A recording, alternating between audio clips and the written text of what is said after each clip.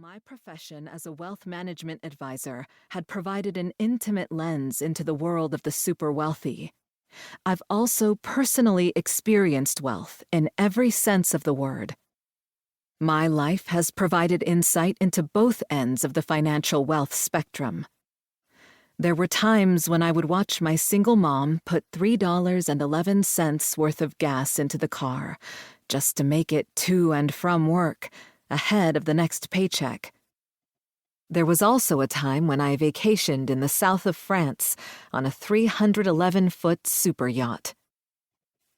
Through a myriad of experiences, both personally and professionally, I've observed, learned, and researched valuable lessons regarding wealth, within the context of our rapidly evolving world.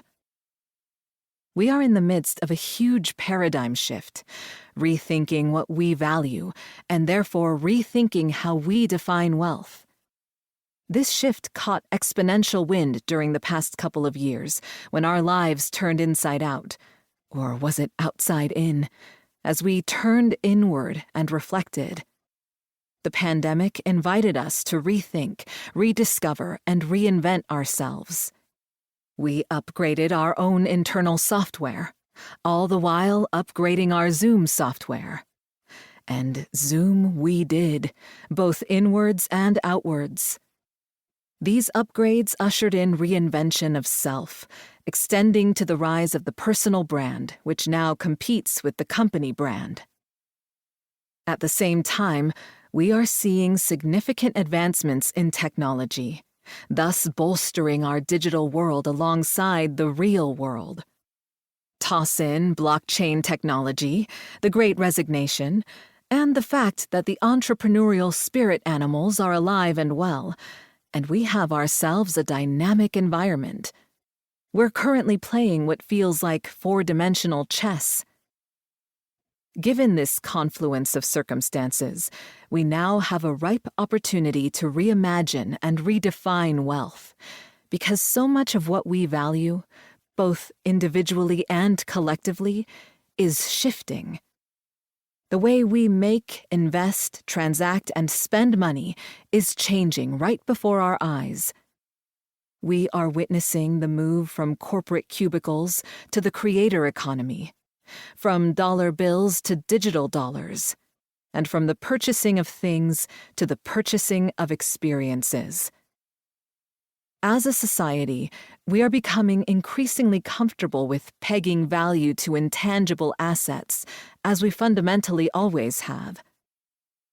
To put it neatly, we are shifting into a world that values intangibles over the tangibles. Invisible wealth. Chapter 1. Defining and Redefining Wealth. We are shifting into a new wealth paradigm that's inviting us to reimagine and redefine our definition and concept of wealth. The antiquated wealth narrative typically equates wealth to an abundance of money.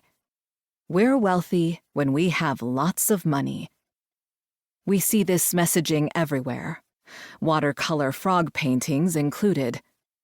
And while there is an interconnected relationship between wealth and money, now is the time to revisit the premise that they are merely one and the same. But before we can redefine wealth, we must first define it. Additionally, by exploring the concept of wealth, we'll explore the relationship between wealth, money, and the economy. First, we'll take a look at how these three concepts are braided together.